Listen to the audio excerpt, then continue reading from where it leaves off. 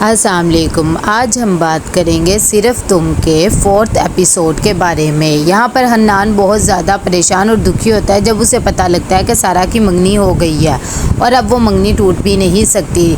तब सारे लोग अपने फंक्शन में बिज़ी होते हैं और अपनी रस्में वगैरह कर रहे होते हैं। मंगनी का फंक्शन जैसे ही ख़त्म होता है, हमज़ा हन्नान के पास आता है और उसे समझाता है कि मैंने तुम्हें पहले ही कहा था अपनी मोहब्बत का इजहार कर दो, लेकिन तुमने नहीं किया। अब वो तुम्हें छोड़ के चली गई है। तभी हन्नान उसे कहता है मुझे अकेला छोड़ दो, कुछ देर के लिए मैं अकेला रहना चाहता हूँ। यहाँ पर सारा का भी यही हाल होता है। वो बहुत ज़्यादा परेशान होती है और दिल ही दिल में सोच रही होती है कि मैं तो उसके बगैर रह नहीं सकती। हमज़ा अबीर को कॉल करता है और उसे कहता है कि आज तुम बहुत ज़्यादा प्यारी लग रही थी, मैं तुमसे मिलना चाहता हूँ, अभी टेरेस पर आओ। लेकिन अबीर मना कर देती है।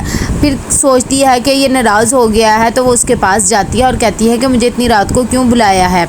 तब वो कहता है कि तुम मुझे बहुत ज़्यादा प्यारी लग रही थी, इसलिए मैं चाहता था तुम्हें देखना, और हाँ मैंने अपने कमरे की बहुत ज़्यादा अच्छी सेटिंग की, तुम वो भी देखो। वो उसकी बात मान के कमरे में चली जाती है और कहती है वाकई कमरा तो बहुत ही अच्छा डेकोरेट हुआ है। हमज़ा मौके का फ़ायदा उठा के कमरे को लॉक कर देता है और जाके अबीर के पास फ्लर्ट करने लग जाता है। जब अबीर को ये बात पता लगती है तो वो कहती है ये बात ठीक नहीं है, मैं यहाँ से जाना चाहती हूँ। तब हमज़ा उसे अपनी असलियत दिखाता है और कहता है कि सारा दिन तो दुपट्टे के बगैर घूमती रहती हो, अब दुपट्टा पहन लिया। वो उसका दुपट्टा उतार देता है जिसकी वजह से अबीर को बहुत ज़्यादा गुस्सा आता है और उसे थप्पड़ लगा देती है। जब हमज़ा को थप्पड़ लगता है तो वो बहुत ज़्यादा गुस्से में आ जाता है और कहता है कि अबीर तुमने ये अच्छा नहीं किया और तुम्हें इसका खामियाजा भुगतना पड़ेगा। तब अबीर कहती है कि जो भी होगा मैं भुगत लूँगी, मैं चाहती ही नहीं तुम्हारे जैसे शख्स से मेरी शादी हो। और मैं तो उस दिन को कोसती हूँ कि जब मैंने हाँ करी। वो बाहर आती है और बहुत ज़्यादा रोने लग जाती है।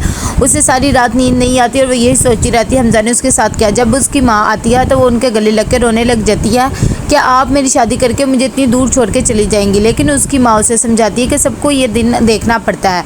यहाँ पर जब हन्नान की दादी बाहर आती है तो वो उसे समझाती है कि ऐसे ज़िंदगी ख़त्म नहीं हो जाती एक इंसान पे। वो अपनी ज़िंदगी में आगे बढ़ गई है तो तुम भी बढ़ जाओ और ऐसे अफसरदा ना रहो। इंशाल्लाह तुम्हारे हक़ में भी बेहतर होगा और अल्लाह ने कोई तुम्हारे लिए अच्छी बनाई होगी।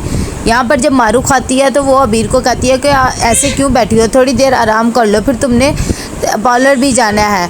तभी इतनी देर में फ़रा आ जाती है और वो चिल्लाने लग जाती है और सारे घर वालों को इकट्ठा कर लेती है और कहती है कि ये देखो मेरा बेटा घर छोड़ के चला गया और ये लेटर लेके गया है।